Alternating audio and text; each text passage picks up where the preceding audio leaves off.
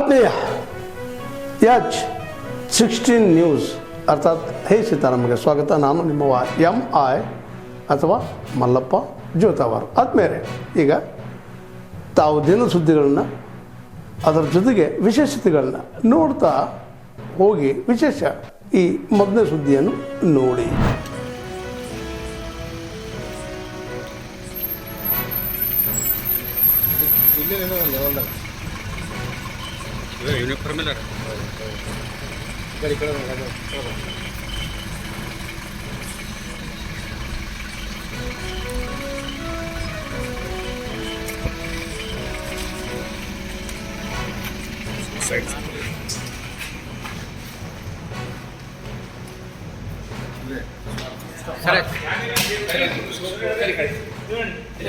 ಆಯ್ತಾಯ್ತು ಇಲ್ಲಿ ಇಲ್ಲಿ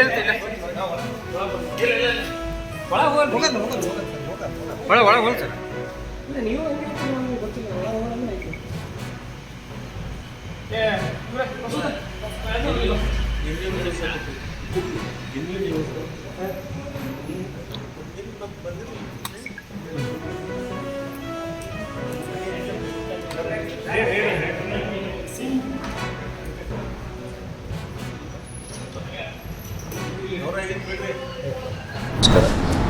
ವಿದ್ಯುತ್ ಖಾಸಗೀಕರಣ ಆದರೆ ರೈತನಿಗೆ ಸಂಪೂರ್ಣ ಹಾನಿ ಆಗ್ತಕ್ಕಂಥದ್ದು, ಕಷ್ಟ ಆಗ್ತಕ್ಕಂಥದ್ದು, ಇದನ್ನು ನಿಲ್ಲಿಸಬೇಕು ಸರ್ಕಾರ ಅಂತಕ್ಕಂಥದ್ದು ಇವತ್ತಿನ ದಿವಸ ಪತ್ರಿಕಾಗೋಷ್ಠಿಯಲ್ಲಿ ಮಾಡ್ತಾಯಿದ್ದೇವೆ. ವಿದ್ಯುತ್ ಒಂದು ವೇಳೆ ಆದರೆ ಮೀಟರ್ ಅಳವಡಿಸಿದ್ರೆ ನಾವು ಯಾವುದಕ್ಕೂ ಕಬ್ಬಾಲಿ, ಬಾಳೆ ಆಲಿ, ಉಳ್ಳಾಗಡ್ಡಿಲಿ ಬೇರೆ ಬೇರೆ ರೈತ ಬೆಳೆಯಂಥ ಬೆಳೆಗೆ ಮೀಟರ್ ಹಚ್ಚಿ ನೀರು ಬಿಡ್ತಕ್ಕಂಥ ತಾಕತ್ತಾಗೋದಿಲ್ಲ. ಇದು ಸರ್ಕಾರ ತಕ್ಷಣ ಇದನ್ನು ನಿಲ್ಲಿಸಬೇಕು ಅಂತಕ್ಕಂಥದ್ದು. ಯಾಕಪ್ಪ ಅಂದ್ರೆ 20ನೇ ತಾರೀಕು ಕ್ಯಾಬಿನೆಟ್ಟಲ್ಲಿ ಬಹುಶಃ ರಾಜ್ಯ ಸರ್ಕಾರ ಒಂದು ತೀರ್ಮಾನ ತೊಗೊಂಡಿದೆ, ವಿದ್ಯುತ್ ಖಾಸಗೀಕರಣ ಮಾಡ್ತೀವಿ ಅಂತಕ್ಕಂಥ. ಹಾಗಾಗಿ ನಾವು ಶನಿವಾರ ಸರ್ದಾರ್ ವಲ್ಲಭಭಾಯಿ ಪಟೇಲ್ ಚೌಕಿಂದ 11 ಗಂಟೆಯಿಂದ ಸುಮಾರು ಜನ 500-600 ಜನ ರೈತರಲ್ಲಿ ಸೇರಿ ಅಲ್ಲಿಂದ DC ಆಫೀಸ್ವರೆಗೆ ಹೋಗಿ ಜಿಲ್ಲಾಧಿಕಾರಿ ಮುಖಾಂತರ ರಾಜ್ಯದ ಮುಖ್ಯಮಂತ್ರಿಗಳಿಗೆ ಪತ್ರವನ್ನು ಕೊಡ್ತಾಯಿದ್ದೇವೆ. ಅದೇ ರೀತಿಯಾಗಿ ಎಲ್ಲ ರೈತರು ಇಂಥ ಕಷ್ಟ ಕಾಲದಲ್ಲಿ ನಾವು ಸಾಕಷ್ಟು ಬಾರಿ ರೈತರ ಸಾಲ ಮನ್ನಾ ಮಾಡಿ ಅಂತ ಹೇಳ್ಕೊಂಡು ಬಂದಿದ್ದೆವು.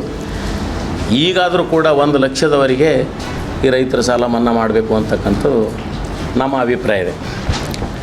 ಅದಾಗಿ ನಮ್ಮದು ಹೋದ ವರ್ಷ ಯಾವಾಗ ಮಾರ್ಚಿಂದ ಸುಮಾರು 667 ಕೋಟಿ ರೂಪಾಯಿಯನ್ನು ಬಿಡುಗಡೆ ಮಾಡಿದರು ಇನ್ಶೂರೆನ್ಸ್. ಇನ್ನೂ ಕೂಡ 229,300 ಕೋಟಿ ರೂಪಾಯಿ ಸರಾಸರಿ ಬೆಳೆ ವಿಮೆ ಇದೆ. ಅದನ್ನು ಕೊಡಬೇಕು ತಕ್ಷಣ. ಈ ವಾರನಲ್ಲೇ ತಕ್ಷಣ ಕೊಟ್ಟರೆ ಅನುಕೂಲ ಆಗ್ತದೆ ಅಂತಕ್ಕಂಥ ಕಷ್ಟದಲ್ಲಿರ್ತಕ್ಕಂಥ ರೈತರಿಗೆ ಅನುಕೂಲ ಮಾಡಬೇಕು ಸರ್ಕಾರಕ್ಕಂತ ಅದು ಬೇರೆ ಒತ್ತಾಯ ಇದೆ. ಸರಿ 290 ಅಂತಿದೆ ಸರಾಸರಿ. ಅವರು ಲೆಕ್ಕಪತ್ರನೂ ಸರಿಗೆ ಹೇಳ್ತಾ ಇಲ್ಲ ನಮಗೆ. ಸರಿಗೆ ನಾವು ಕೇಳಿದ್ದೀವಿ ಅವರಿಗೆ ಎಷ್ಟು ಉಳ್ದದೆ ಏನಂತ. ಆ ಸರಿನೇ 667 ಕೋಟಿ ರೂಪಾಯಿ ಬಿಟ್ಟಾಗ ಮುಂದೆ ಮಧ್ಯಂತರ ಸ್ವಲ್ಪ ಕೆಲವು ಇನ್ಶೂರೆನ್ಸ್ ಕೊಡುತ್ತೆ ಅಂತ ಹೇಳಿದರು. ಅದೆಷ್ಟು ಮಟ್ಟಿಗೆ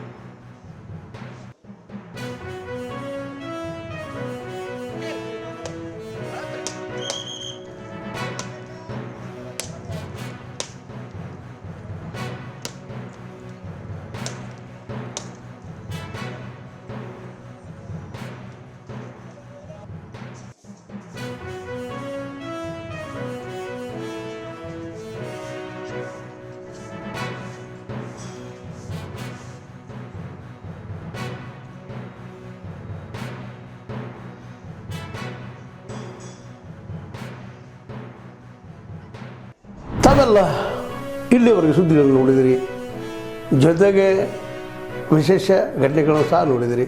ಅದು ನಿಮ್ಗೇನು ಅನ್ನಿಸ್ತು? ನಿಮಗೆ ಲೈಕ್ ಮಾಡಿರಿ, ಶೇರ್ ಮಾಡಿರಿ, ಕಾಮೆಂಟ್ ಮಾಡಿರಿ, ಜೊತೆಗೆ ಸಬ್ಸ್ಕ್ರೈಬ್ ನಿಲ್ಲಿಸ್ಬೇಡ್ರಿ. H16 ನ್ಯೂಸ್ ಅರ್ಥಾತ್ ಸೀತಾರಾಮ್ ಸತ್ಯದ ಕೈಗನ್ನಡಿ ವಂದನೆಗಳು.